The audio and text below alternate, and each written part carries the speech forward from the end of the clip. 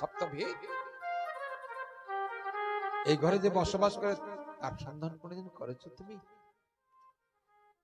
করেছো? দেখো তো কথা করো না। কে থাকে? তুমি কার জোরে তো কথা বলছো? কার জোরে তুমি ভাগবত পাঠ করছো? কার জোরে তোমার এত দম্ভ? কার জোরে তুমি এত বলবান? কার শক্তি তোমার এত শক্তি? সে সর্বশক্তিমান তোমাকে কৃপা করে শক্তি দিয়েছে, তাই তুমি মোহন এত শক্তি এত জোরে কথা বলতে পারছো। যেদিকে তিনি শক্তি নিয়ে যাবে তোমার কোনো শক্তি থাকবে না, তুমি মরা। राधा कृष्ण परमानंदे हरि हरि बोल। जय जय श्री राधे। लाडली अद्भुत नजारा तेरे बरसाने में। राधे राधे।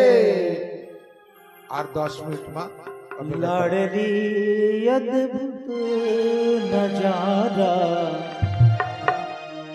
तेरे बरसाने में है। राधे। बेसहारों को सहारा, बेसहारों को सहारा तेरे बरसाने में है। लाडली अद्भुत नजारा तेरे बरसाने में। राधे राधे। लाडली अद्भुत नजारा तेरे बरसाने में। हरि बोल। लाडली अद्भुत नजारा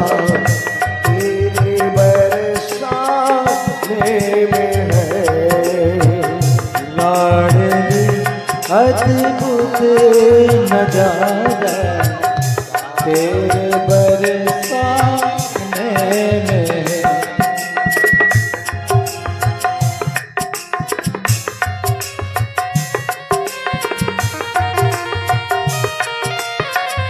हरि बोल हरि बोल।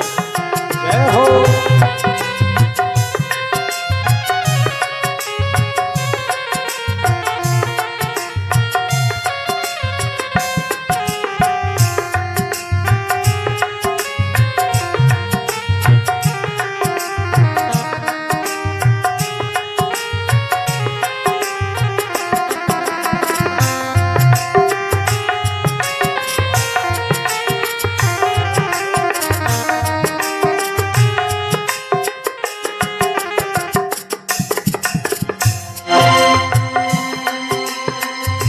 झाकिया तेरे महलन की कर रहे सारे देवगण।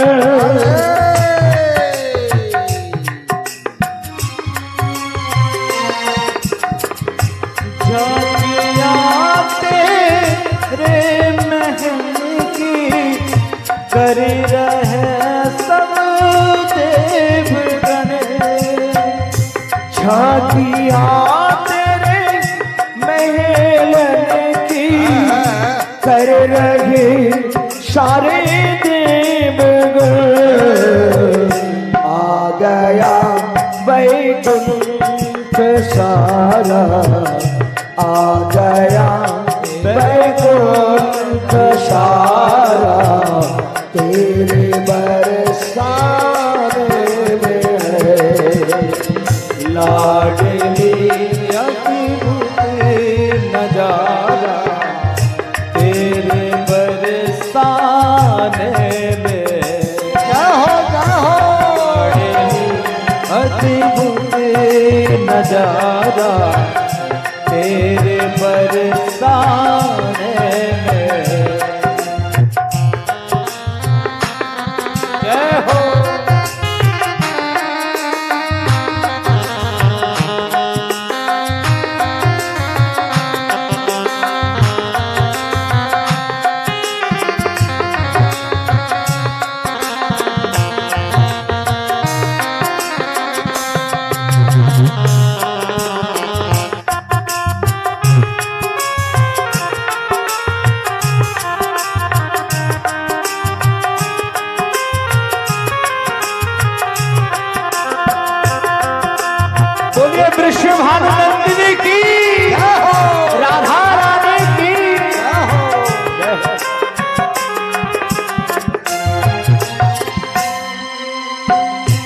हर लता हर डाल पर तेरी दया की है नजर।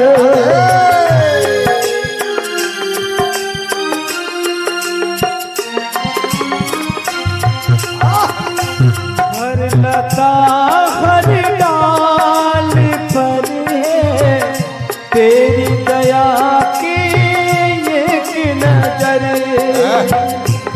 हर लता हर डाल पर है तेरी दया की एक नजर।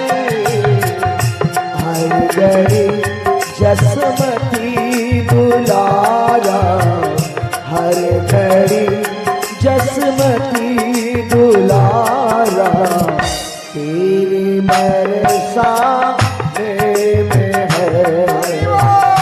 लाडली अद्भुत नजारा तेरे बरसाने में।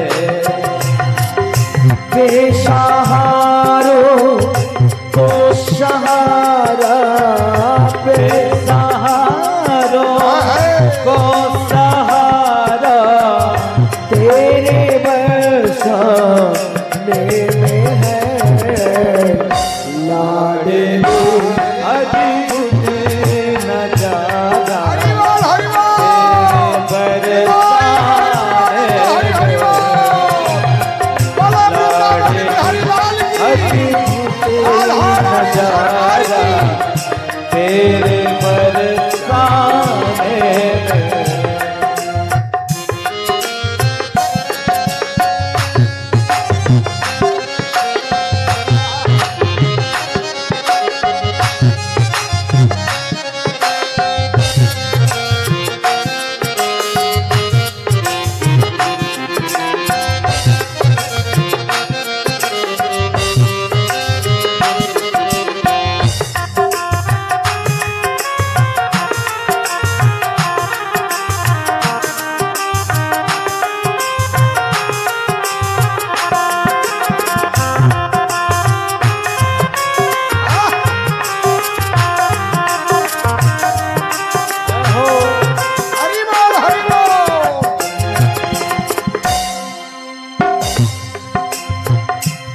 अनोखी है लाडली तू, श्यामा की है प्राणेश्वरी।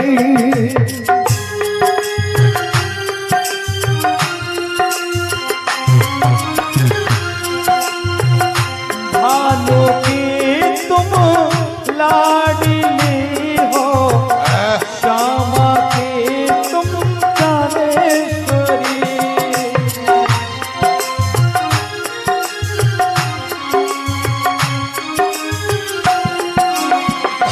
लाडली भानु की है लाडली तू, श्यामा की है प्राणेश्वरी।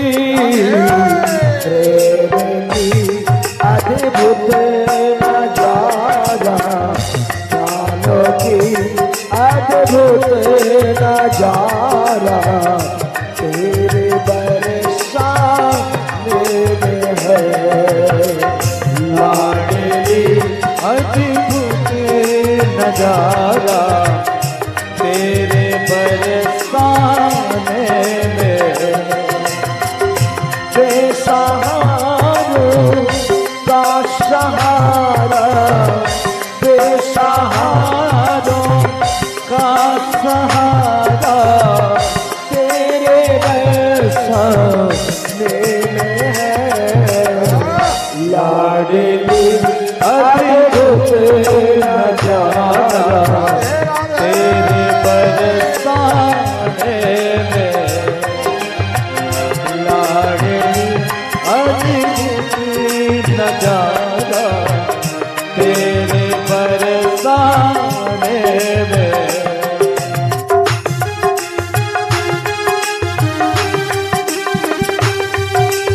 बोलो बोलो बरसाने वाली की, बोलो राधा रानी की। प्रेम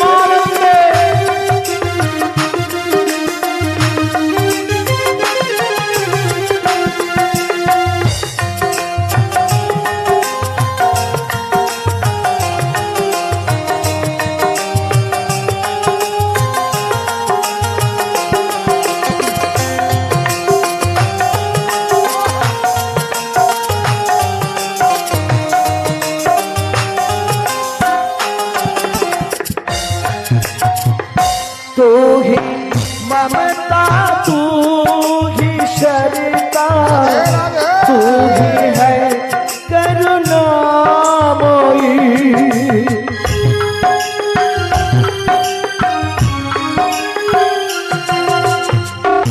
तू है ममता तू है सरता तू है करुणामयी तू ही ममता तू ही शरता तू ही है करुणामयी तेरी कृपा शीतल छाया तेरी कृपा शीतल छाया तेरे बरसाने में है लाडली अद्भुत नजारा तेरे बरसाने में बेसहारो को सहारा बेसहारो को सहारा तेरे बरसाने में है लाडली अद्भुत नजारा तेरे बरसाने में हो लाडली अद्भुत नजारा तेरे बरसाने में है लाडली अद्भुत नजारा तेरे बरसाने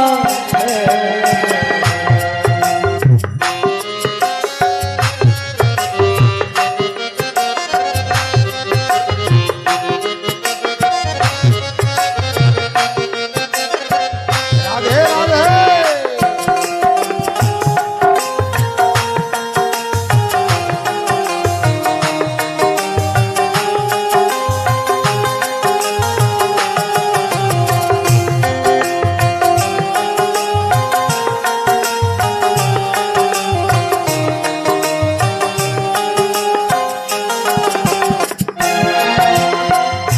अब कहाँ जाऊं किशोरी तेरे द्वार को छोड़ कर जय हो जय हो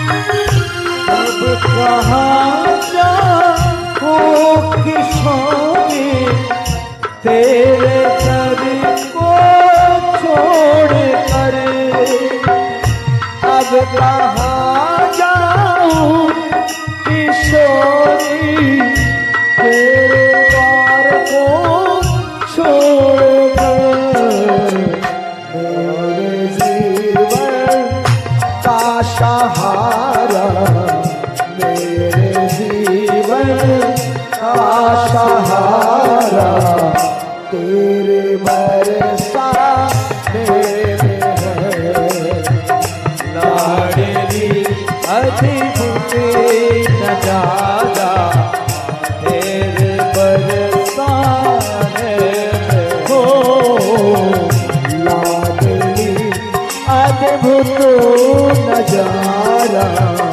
तेरे बरसाने में है लाडली अद्भुत नजारा तेरे बरसाने में बेसहारो को सहारा बेसहारो को सहारा तेरे बरसाने में है लाडली अद्भुत नजारा तेरे बरसाने में हो लाडली अद्भुत नजारा तेरे बरसाने में बोलो वृंदावन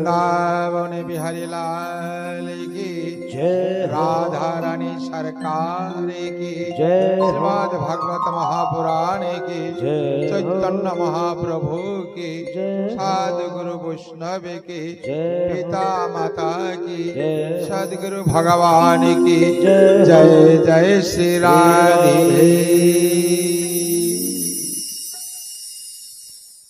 भक्तगण, ভাগবত কথা শুনতে শুনে কি ভালো লাগছে? বাবা, সকলের ভালো লাগছে। আমার গোবিন্দ, তুমি কৃপা করো সকলকে। আমা, কৃষ্ণ কথা ভালো লাগে না কার? যে কর্ণে কৃষ্ণ কথা শুনতে ইচ্ছা করে না সেটা কর্ণ নয় মা। ভাগবত বলেন যে দেখছে সাপের গর্ত। যে কর্ণে কৃষ্ণ কথা, ভাগবত বললেন, সুখদেব মহারাজ বললেন যে পরীক্ষিত, যে কর্ণে কৃষ্ণ কথা হরি কথা শুনতে তার ভালো লাগে না, সেটা কর্ণ নয়, ওটা সাপের গর্ত। ওই গর্তে কে থাকে? সাপ থাকে। আর যে বদনে কৃষ্ণ কথা, ভাগবত কথা, হরি কথা যে বদনে বলে না,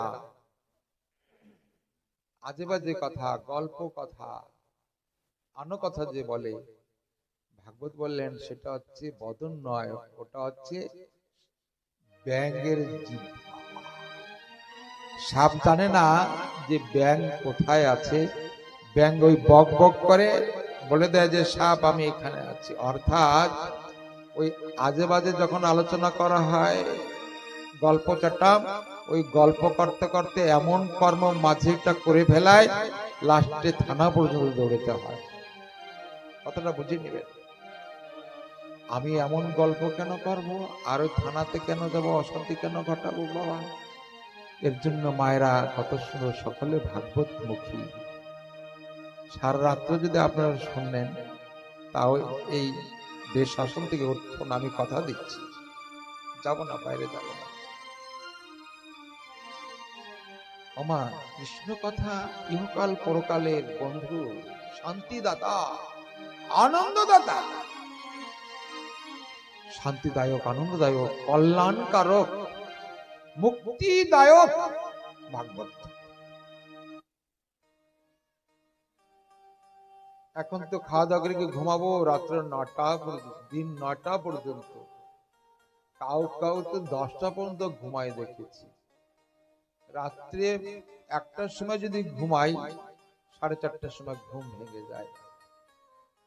কষ্ট তো কম হয় না মা? এই যে বসে রয়েছি, কার শক্তি? আমার কোনো শক্তি নাই। এই যে কথা বলি, কার শক্তিতে? আমার পিতা মাতা, এবং আপনারাও তো আমার পিতা মাতা না? আপনাদের শক্তিতে আমি শক্তিমান, আপনাদের ভক্তিতে এই অধম ভক্তিমান। এর জন্য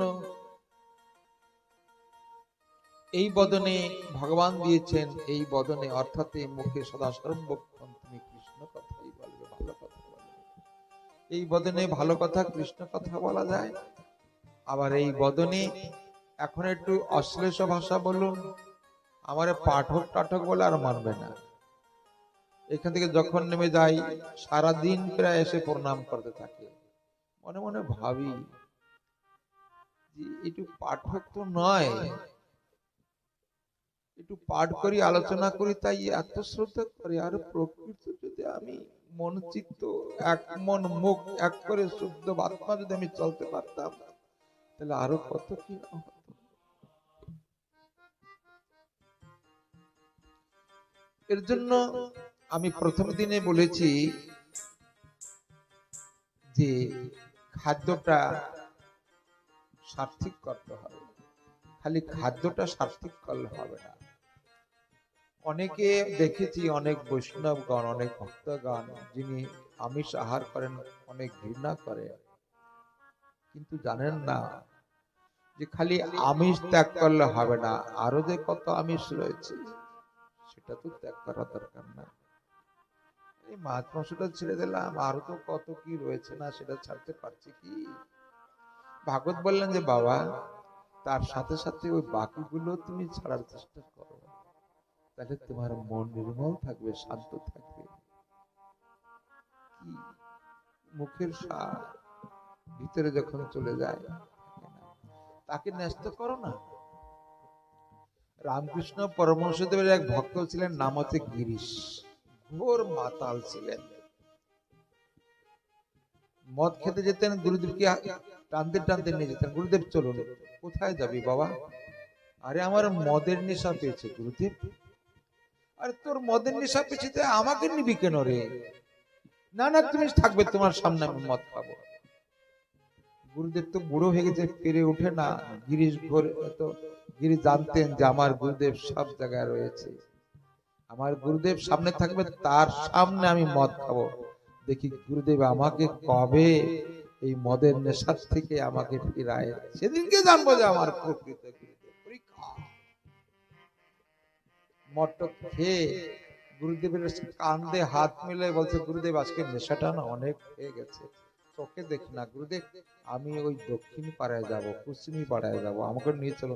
সে কি বাবা, তুই যাবি পশ্চিমী পাড়ায়, যা, আমাকে কেন নিবি বাবা? না না, তুমি চলো। কথাটা চিন্তা করবেন মা, কর্মটা কিন্তু অসৎ কর্ম করতে যাচ্ছে শিষ্য গুরুকে সঙ্গে নিয়ে। গুরুদেব বলছে যে বাবা তুই যাবি, যা, আমাকে কেন না, তুমি সাথে থাকবে। মদ খেয়ে যখন কুস্তিনি পাড়ায় যাচ্ছে, গিরিশ ঘোষ টানতে গুরুদেব তো পারি উঠে না না, কুস্তিনি পাড়ায় গিয়ে বলছে, গুরুদেব তুমি দরজার ধারে দাঁড়িয়ে থাকো, ভিতরে ঢুকবে না। হ্যাঁ বাবা ঠিক আছে। গিরিশ ঘোষ তো ভিতরে ঢুকছে, তারপরে শূন্য ঘর আপনারা পূর্ণ করবেন। এদিকে হাতে তাল দিয়ে রামকৃষ্ণ পরমদেব বলছে, মা গো তুই যে কত ভাবে বিভক্ত রে মা, কখন দ্বিভুজ, কখন চতুর্ভুজ, কখন করুণাময়ী, কখনো মহাকাল রূপিণী, কখন মা, কখন স্ত্রী, কখন শ্যামা, কখন অর্ধাঙ্গিনী, কখন জননী, কখন কামিনী। অমা তুমিও কি এখানে আছো? অমা। রামকৃষ্ণ পরমহংসদেব হাতের তালে দিয়ে মাকে সম্বোধন করছেন। গিরিশ ঘোষ গিয়েছে বেশ্যা পাড়ায়, কিন্তু বলছে মা তুমিও এক ভক্তকে মনোবাসনা পূর্ণ করার জন্য তুমি এই রূপ ধারণ করেছ মা। দেখেন কেন ওই পাড়া থেকে যখন এসেছে, গুরুদেব আপনি আছেন তো? বলছে হ্যাঁ বাবা, আমি তোকে ছেড়ে কোথায় যাবো রে, তুই তো আমাকে নিয়ে আসছিস না। গুরুদেবের স্কন্ধে হাত রেখে গুরু শিষ্য দুই, শুনছেন গুরু শিষ্য কিরকম সম্পর্ক। কিন্তু এদিকে ধ্যান দিবেন, এই কথাটা ঘরে গিয়ে চিন্তা করবেন যে মোহন মহারাজ কি বলে গেল, সার অংশটা গ্রহণ করবেন। হাঁটতে হাঁটতে বলছে, গুরুদেব আজকে বেশি নেশা হয়েছে, আর ওইখানে অনেক বিলম্ব হয়ে গেছে, ক্ষমা করে দেবে গুরুদেব, তুমি বুড়ো মানুষ, তোমাকে নিয়ে আসছি। ওই তো কষ্ট বাবা, তুই যাবি যা, তোকে তো আমি মানা করি নাই বাবা। না আজকে বেশি নেশা হয়ে গেছে গুরুদেব। বলছে গিরিশ রে, তুই তো এই মদের নেশা খেয়ে ভাবছি যে অনেক ভালো নেশা, আটা নেশার সন্ধান তো তুই পাইস নাই বাবা, এর উপরে আর কোনো নেশা আছে নাকি? বলছে হ্যাঁ আছে রে, আছে আছে। কি নেশা? সেটা হচ্ছে গিরিশ নামের নেশা বাবা, নামের নেশা, সাধু সঙ্গের নেশা। এই যে আমার বাবা অমিত এই চাকরি করতো, 30-35 হাজার টাকা বেতন পেত অর্কেলে, কিন্তু এখানে ভাগ্য শেষ হইলে পরে 12টা-1টার সময় যখন শেষ হতো, যত রাত্রে হোক না কেন আমাকে বলতো জেঠু আমি চলে যাব, কোথায়, কালকে সকালে ডিউটি আছে। কিন্তু তার ভিতরে এমন ভাব ঢুকেছে, সাধু সঙ্গ বিহীন সে থাকতে পারে না। চাকরি ছেড়ে দিয়েছে, 35,000 40,000 টাকার চাকরি ছেড়ে দিয়ে আজকে ভাগবত পিছনে পিছনে ঘুরে বেড়াচ্ছে। প্রেম, এই যে আমার বাবা পেট অমিত কি চায়, সে কি কোন আনন্দ চাচ্ছে? ভক্তের সঙ্গে আনন্দ, ভক্ত সঙ্গ, ভক্ত সঙ্গ। গুরুদেব বললেন গিরিশ রে, তোর অনেক নেশা পেয়েছে, এই নেশার থেকে 8টা নেশা আছে, সেই নেশার সংবাদ তুই জানিস না। গুরুদেব সে নেশা আবার কি? বলছে হ্যাঁ, ওই নেশা যদি করতে হয় তাহলে সেই নেশার যে মালিক, সে মালিকের নাম স্মরণ করতে হবে। তুই সে মালিকের নাম একটু স্মরণ কর না। সে মালিকের নাম কি? সে মালিকের নাম হচ্ছে মা। ত্রিনয়নী মা, আদ্যশক্তি মা, করুণাময়ী মা, দয়াবতী মা, দশভুজা মা, মহাকাল বিনাশিনী মা। মায়ের নাম ঠাকুরের নাম কয় গুরুদেব আমি করতে পারবো না। তুমি জানো না গুরুদেব, আমি যাত্রা থিয়েটার করি, যাত্রা করতে করতে 12টা 1টা 2টা বেজে যায়, ঘুমাই পরে 12টার সময় উঠি। হ্যাঁ, তুমি আমারে ঠাকুরের নাম করতে বলছো? সারাদিন যাত্রা করি, মদ খাই, কত কি করি, রাত্র 2টার সময় ঘরে ঢুলতে যাই, ঘুমাই, বেলা 12টার সময় উঠি, কোন সময় তোমার ঠাকুরের নাম করবো? আমাদের ওই সমস্ত নামটা করা। আমার কথাগুলো শুনবেন, ভাগবত কথা কত সুন্দর কার্যকারী, গুরু এবং শিষ্য কত সুন্দর নির্যাস। বলছে গিরিশ তুই সকালবেলা সকালবেলা তো আমার অর্থ চিন্তা হয় গুরুদেব, সকালে উঠলেই কোথায় টাকা পাবো, কি করলে যাবো, এই অর্থ চিন্তা হয়। তাহলে তুই দুপুর বেলা করিস? আরে দুপুরে তো আমার ক্ষুধা পায়, তখন আমার যখন খাই তখন আমি ঘুমিয়ে পড়ি। আচ্ছা তুই সন্ধ্যার সময় ঠাকুরের নাম করিস। গুরুদেব দেখো, বারবার আমার বিতাড়িত করবে না, তোমার বললাম না আমার সময় নাই, কি দায় ঠেকছে গুরুদেব মন্ত্র দিয়ে, চিন্তা করুন। সন্ধ্যার সময় করিস বাবা। গুরুদেব তো ধীরে সুস্থ ভাবে বলছে, আর উত্তেজিত ভাবে শিষ্য বলছে না সন্ধ্যার সময় আমি করতে পারবো না। কেন? সন্ধ্যার সময় তো আমার ঘুম পায়, আলিস্যত হয়, যাত্রার থিয়েটারে আমি মেতে থাকি, মোটে সময় নাই। কাকে না, তাহলে তুই এক কাজ কর গিরিশ, তুই বকলমা দে না আমাকে। আমার বকলমা ঠিক কি জানেন তো? মানে হে গিরিশ, তোর তো সকালও সময় নেই বাবা, দুপুর বেলা তোর সময় নেই, সন্ধ্যার সময় তোর সময় নেই, তবে তুমি কি বকলমা দে, অর্থাৎ তুই সবকিছু আমাকে নষ্ট করে দে। কত কৃপা! তুই যদি সব আমাকে নষ্ট করে দিস গিরিশ, আমি অবশ্যই তোকে আমি মুক্ত করবো। যেটাকে গীতায় ভগবান শ্রীকৃষ্ণ বললেন, সর্বধর্মাণাং পরিত্যাজ্যং মামেকং শরণং ব্রজ। গীতা। হে অর্জুন, তুমি সব ধর্ম ত্যাগ করে আমার শরণাপন্ন নিলে আমি তোমাকে মুক্তি দিব, আনন্দ দিব, শান্তি দেব। হে ভক্তগণ, ঠিক তেমন সম্পূর্ণ ত্যাগ করে যদি আমার গোবিন্দের চরণে যদি সমর্পিত করি, হে গোবিন্দ, এই ঘর বাড়ি টাকা পয়সা ধন দৌলত স্ত্রী পুত্র কলহ কন্যা সবই তোমার প্রভু, আমিও তোমার। গোবিন্দ অচিরাজ কৃপা করিবেন ভক্তগণে। সুখদেব মহারাজ বলেন যে পরীক্ষিত, নন্দালয় যখন 6 মাস, তখন গর্গাচার্যকে বসুদেব পাঠালেন যে গুরুদেব, আমার পুত্র নন্দের গৃহে বাড়ছে, নামকরণ করে এসো। গর্গাচরণকে নামকরণ করলেন, বলরামের নাম রাখলেন, কৃষ্ণের নাম রাখলেন। কৃষ্ণ নাম রাখে গর্গ ধ্যানেতে জানিয়া 6 দিনে নামকরণ করলেন। দিনে দিনে কৃষ্ণ বাড়ছে নন্দালয়। কত অগাসুর বগাসুর পুতনা মহিষ কত কি বধ করলেন, সময় হলো না বিস্তারিত বর্ণনা করার জন্য, ক্ষমা করবেন। তো আজ ভগবান শ্রীকৃষ্ণ হাম্বা গুড়ি দিয়ে শ্রী নন্দরানীর সঙ্গে লীলা করা আরম্ভ করলেন। নন্দরানী ঘোল ছানা টানছে কৃষ্ণকে পাওয়ার জন্য, খাওয়ার জন্য, পাওয়ার জন্য। আজকে নন্দরানী ওই যখন যমুনায় যাচ্ছেন বস্ত্র পরিষ্কার করার জন্য, কানাইকে কোলে করে নিয়ে গেলেন। সুখদেব মহারাজ বললেন, হে পরীক্ষিত শোনো গোবিন্দ লীলা চরিত্র কথা।